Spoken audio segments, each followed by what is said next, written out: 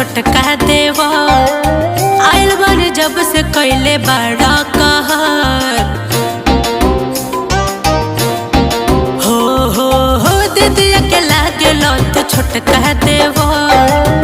आइल बन जब से कैले बड़ा कहर बड़ा कुताइल हमर जान ले बका अरे जान ले बका अरे हटो डलवाला ना हो डलवाला ना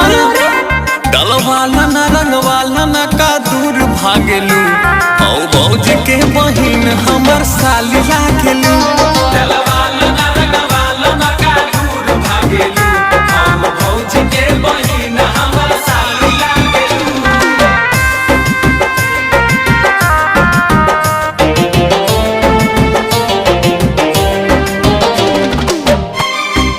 म्यूजिक बाय महिपाल भारद्वाज जबरे लगावो तारा हमरा के रंग हो जीजा के भाई तू तो कैले बड़ा तंग हो जबरे लगावो तारा हमरा के रंग हो जीजा के भाई काहे कैले बड़ा तंग हमर साली हो हमरे तो हक बाटे हो तोहर रंगब सलवार इहे रट बाटे हो। अरे अरे रुको हम के टांग ले बका अरे टांग ले बका डलवाला ना हो डलवाला ना डलवाला ना रंगवाला ना का दूर भागेलू औ भौज के बहिन हमर साली लागेलू डलवाला ना रंगवाला ना का दूर भागेलू औ भौज के बहिन हमर साली लागेलू डलवाला ना डलवाला ना औ भौज के बहिन हमर साली लागेलू।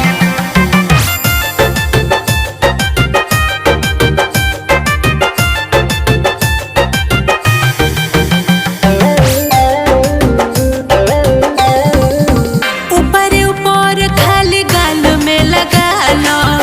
आंसू के होली तू अबीर से मना लो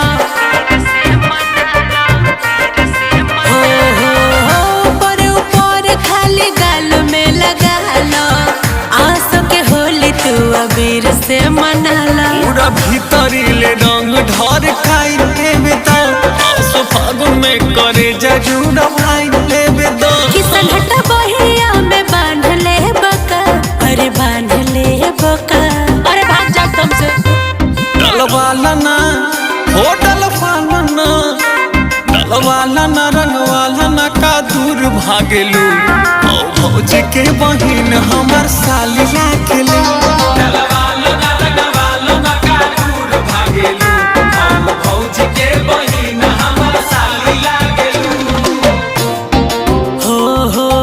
दीदी के लागेलो तो छोटका देवो आइल बन जब से कैले बड़ा कहा बड़ा कुताइल हमर जान ले बका अरे जान ले बका